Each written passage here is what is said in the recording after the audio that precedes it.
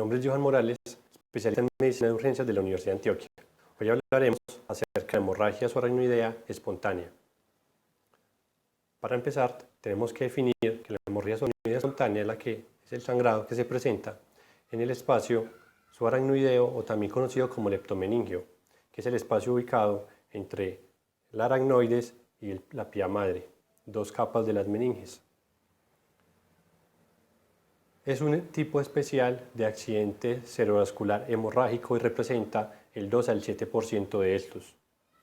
Su incidencia varía de país en país, pero podemos tener más o menos una frecuencia que va de 1 a 20 por cada 100.000 habitantes, lo que representa casi 600.000 personas por año con esta enfermedad.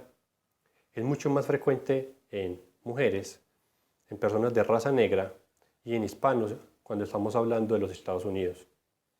Y tiene una frecuencia mayor en grupos de edad que va entre los 40 y los 60 años. Es importante decir que hay una gran presencia de subdiagnóstico debido a que muchas personas llegan con poca sintomatología neurológica o que es muy leve debido a los sangrados que son pequeños.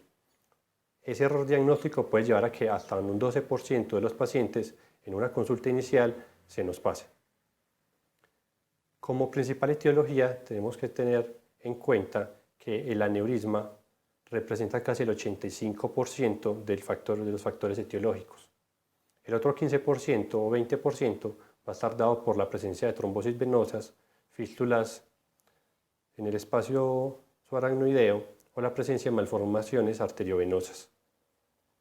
Tenemos la presencia entonces también de unos factores de riesgo que van a ser modificables y factores de riesgo no modificables. Dentro de los factores de riesgo modificables tenemos la presencia de hipertensión no controlada, el consumo de alcohol, el tabaquismo o el consumo de sustancias psicoactivas. Y dentro de los factores de riesgo que son no modificables tenemos la raza. Sabemos que las personas de raza negra, por ejemplo, tienen una mayor incidencia de la enfermedad, la edad, o el antecedente de una hemorragia subaracnoidea previa o un antecedente familiar de hemorragia subaracnoidea, y la presencia de un aneurisma, generalmente si este es mayor de 7 milímetros. La clínica está dado sobre todo por dos síntomas cardinales. Van a ser estos: la presencia de cefalea y la presencia de un déficit neurológico focal. La cefalea tiene unas características. Esas características son las que se definen como una cefalea en trueno o thunderclap. Esa cefalea es una cefalea de inicio súbito y que alcanza su máxima intensidad en la siguiente hora después de que inicie. Muchas veces en la clínica es referida como la peor cefalea de la vida, y es frecuente que el paciente llegue diciendo eso. También hay algunas características que nos van a ayudar dentro de la definición o la descripción de la cefalea. Por ejemplo, cuando se acompaña de síncope o cuando se acompaña o se inicia la cefalea mientras el paciente hace ejercicio.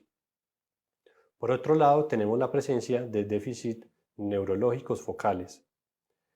Casi el 50% de los pacientes pueden presentarlo y generalmente está dada por un déficit en un par craneal, que el más frecuente va a ser el tercer par. Algunas veces puede considerarse que es un factor confusor el hecho de que el paciente llegue sin ninguna manifestación focal a consulta porque subestimamos la cefalea. Sabemos que algunos pacientes van a tener cefalea y cerca del 50% no van a estar asociados a ninguna manifestación neurológica. Así que lo que tenemos que hacer es definir qué pacientes con cefalea y un examen neurológico normal van a requerir estudios adicionales. Un estudio hecho en 2017 demostró que los pacientes con hemorragia subaracnoidea tienden a tener mayor presentación de la cefalea a nivel occipital, de características punzantes. Además está asociada a síncope, vómito y convulsiones, o a la presencia de meningismo. Además, puede ceder a la administración de triptanes. Por lo tanto, la presencia de una cefalea en un paciente migrañoso que no mejore o que ha cambiado de características con respecto a su basal debe hacernos pensar que el paciente pueda tener algo más que una simple crisis migrañosa. En 2003 se desarrolló la escala de Ottawa para hemorragia subaracnoidea. Esta escala se hizo con el objetivo de identificar a aquellos pacientes que tenían cefalea y un examen neurológico normal, cuales requerían estudios adicionales como una neuroimagen para poder identificar el diagnóstico. Fue hecho en pacientes de más de 15 años. Estos pacientes presentaban una cefalea que alcanzaba su máxima intensidad en la siguiente hora y que era de origen no traumático. Para el estudio se sacaron aquellos grupos que tenían un déficit neurológico focal, aquellos pacientes que tenían cefalea recurrente, definida como más de 3 episodios en 6 meses, aquellos pacientes que tuvieran una hemorragia subaracnoidea previa o una alteración estructural como un tumor cerebral. La presencia de cualquiera de 6 criterios hacen que el paciente con cefalea sea necesario realizarles una neuroimagen.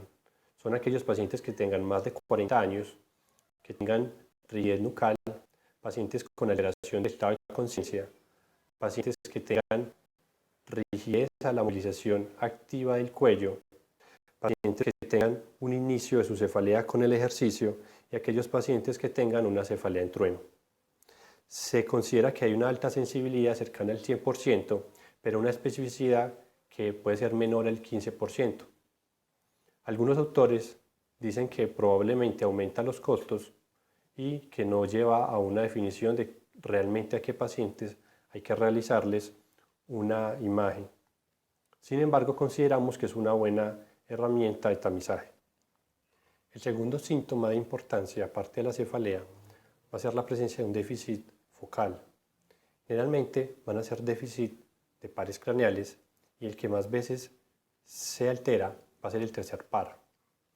El tercer par se va a alterar debido generalmente a compresión de un aneurisma sobre la comunicante posterior.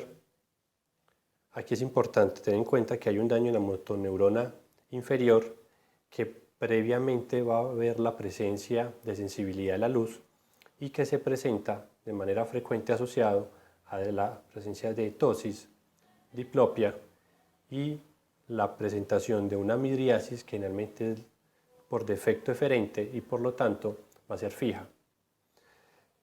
Por lo cual vamos a ver que frecuentemente el paciente va a tener su mirada hacia afuera y hacia abajo. La alteración pupilar es el daño más frecuentemente asociado a la presencia de un aneurisma. Para el diagnóstico, la principal herramienta que vamos a utilizar es la tomografía de cráneo simple.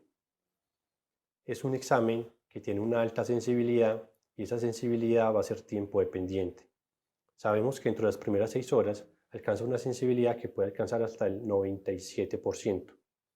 Después de las 12 horas, la sensibilidad empieza a disminuir y sabemos que a las 24 horas la sensibilidad ya es del 80%.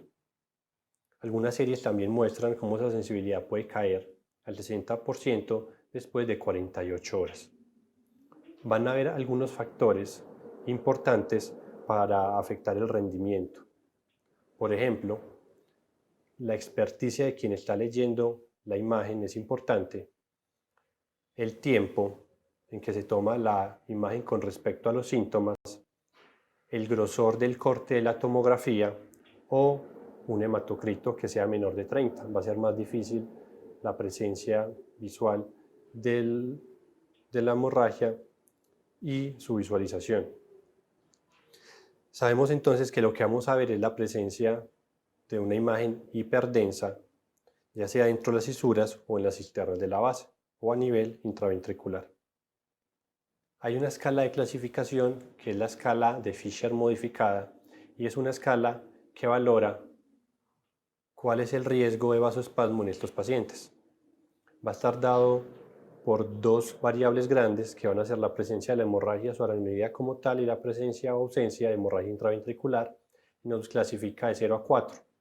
Sabemos que aquellos pacientes que tienen una clasificación Fisher de 4 tienen un más alto número de porcentaje de presencia de vasoespasmo a las primeras 24 horas. Ahora bien, en aquellos pacientes que tengamos cefalea y tengamos una tomografía de cráneo que es normal, pero la sospecha clínica es muy alta, la siguiente pregunta que hemos de hacernos es, entonces, qué otro examen diagnóstico nos puede ayudar y si ese examen diagnóstico puede ser considerado seguro. Para esto entonces vamos a ver que en la literatura se nos habla en la mayoría de guías que el segundo examen más importante después de la realización de una tomografía de cráneo simple va a ser la realización de una punción lumbar. Algunos estudios han intentado colocar la angiotomografía o la resonancia como el segundo examen, sin embargo, aún no es recomendado por algunos aspectos de los cuales hablaremos más adelante. En aquellos pacientes en quienes deseo realizar una punción lumbar por una alta sospecha y una tomografía de cráneo normal, el diagnóstico lo vamos a tener que hacer de dos formas: por la presencia de eritrocitos y por la presencia de santocromía. Los eritrocitos, entonces, sabemos que muchas veces van a haber intentos de punción lumbar que van a ser traumáticas. Por lo tanto, se sugiere realizar un conteo de estos leucocitos y vamos a tener como un punto de corte la presencia de más de 2000 leucocitos después de colectar en el cuarto tubo. Esto para sospechar la presencia de hemorragia subaracnoidea. Y el otro factor o el otro criterio sería la presencia de santocromía, que muchas veces se hace de manera visual. Sin embargo, lo ideal sería la evidencia de bilirrubina en el líquido cefalorraquídeo. El problema es que el mejor método para identificar esto es mediante espectrofotometría y es un examen que no se tiene a la mano en todos los laboratorios.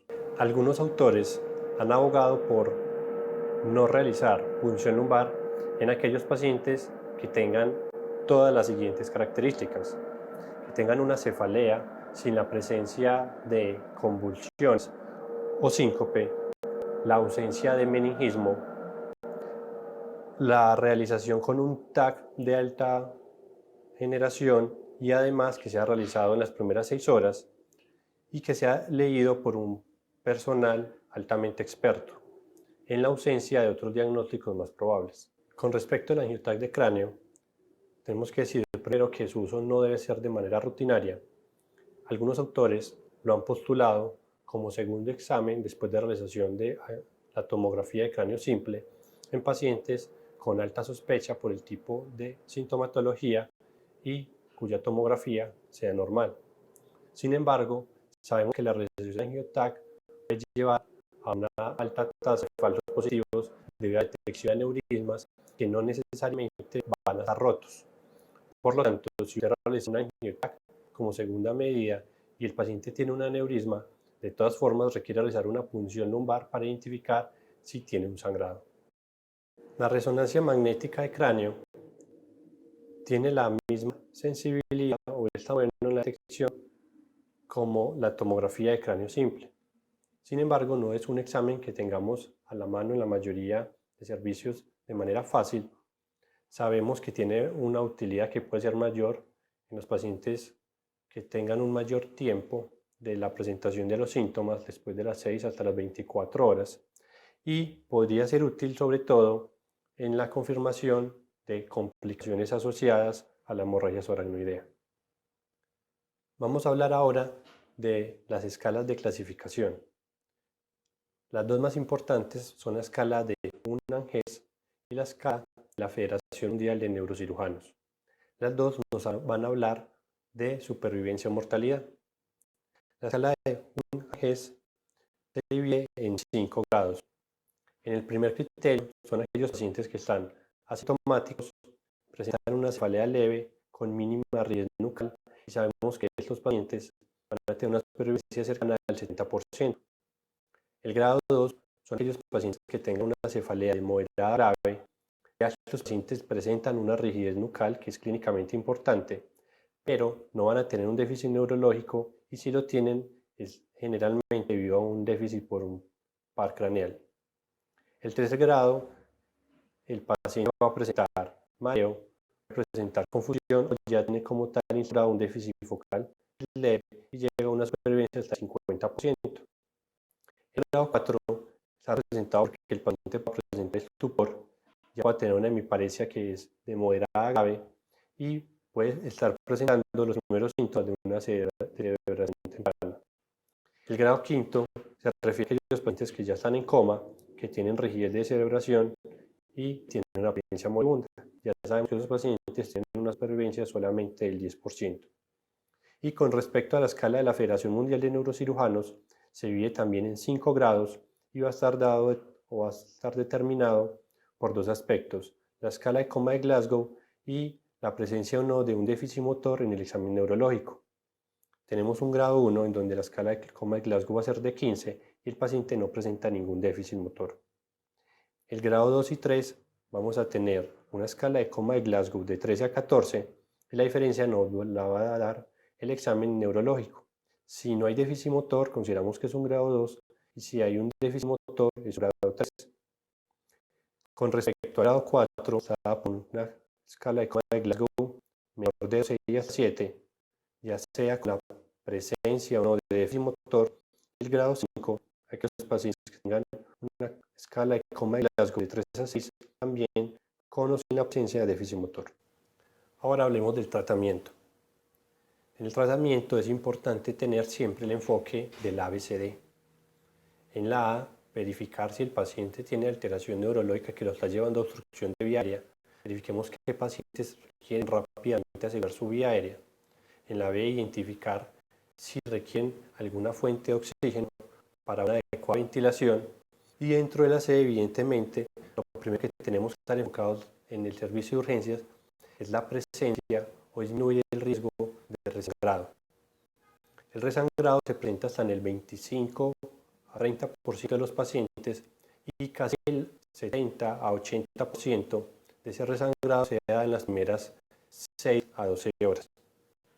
Es importante entonces determinar que hay unos factores de riesgo para presentar resangrado, como son la presencia de hipertensión no controlada, la presencia de tener un aneurisma comunicante posterior, la presencia de hidrocefalia aguda.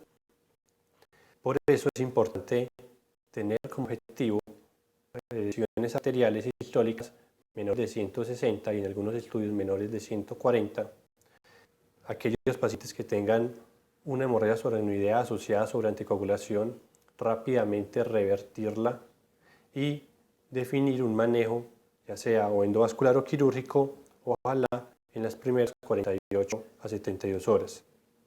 Algunas terapias como antifibrinolíticos, es el caso por ejemplo del ácido tranexámico en nuestro medio, están todavía debatidas y se usa generalmente cuando el manejo definitivo va a tardar. Otra de las complicaciones que tenemos que manejar en el servicio de urgencias es el vasoespasmo. El vasoespasmo puede llevar a la presencia de isquemia cerebral tardía y de manera clínica podemos definir esto como el deterioro neurológico que tenga un paciente con hemorragia subaracnoidea que dure más de una hora y que no pueda ser explicado por presencia de convulsiones, de hidrocefalia aguda o de un trastorno metabólico. Generalmente el vasoespasmo diferido se presenta 3 a 14 días después del episodio de hemorragia subaracnoidea y requiere un tratamiento profiláctico con un calcio antagonista que es el modipino. Generalmente en dosis de 60 miligramos cada 4 horas, pero algunos autores han descrito que si este paciente presenta picos de hipotensión, lo ideal es disminuir la dosis de 60 a 30 miligramos cada 2 horas. Además, es importante decir que una terapia que antes era muy recomendada, como la hipervolemia, hoy en día no lo es y sabemos que puede aumentar la tasa de complicaciones en algunos pacientes. Con respecto a otras medidas, tengamos en cuenta que el manitol o la solución salina hipertónica solamente la vamos a usar cuando el paciente tenga signos de hipertensión intracraneal. La realización de tromboprofilaxis no se debe realizar de manera farmacológica sino hasta 24 horas después de la terapia definitiva. Mientras tanto, requiere medidas mecánicas. El uso de los anticonvulsivantes está muy debatido y no tenemos una respuesta para recomendarlo. Algunos autores han abogado por colocar anticonvulsivantes profilácticos, pero sugiriendo la no colocación de fenitoína o la no elección de ese medicamento por aumentar los desenlaces neurológicos adversos. La colocación sulfato de magnesio tampoco está avalada por la literatura y la transfusión de glóbulos rojos tampoco está. En la siguiente tabla veremos algunas diferencias importantes entre la hemorragia subaracnoidea y la hemorragia intraparenquimatosa.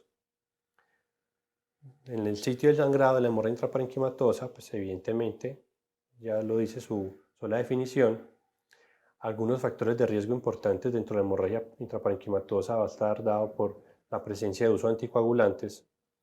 El origen generalmente está dado por el aneurisma de Charcot-Bouchard o malformaciones arteriovenosas, mientras en la hemorragia subaracnoidea el 85% va a ser un aneurisma.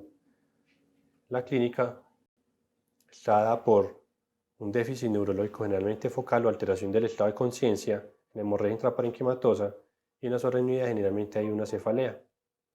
El diagnóstico dentro de la hemorragia intraparenquimatosa también se puede dar con una tomografía de cráneo simple, y dentro del tratamiento es importante saber que estos pacientes no van a tener la presencia de vasoespasmo que lleva a una isquemia cerebral retardada y por lo tanto no está indicado colocarles nimodipino. Muchísimas gracias.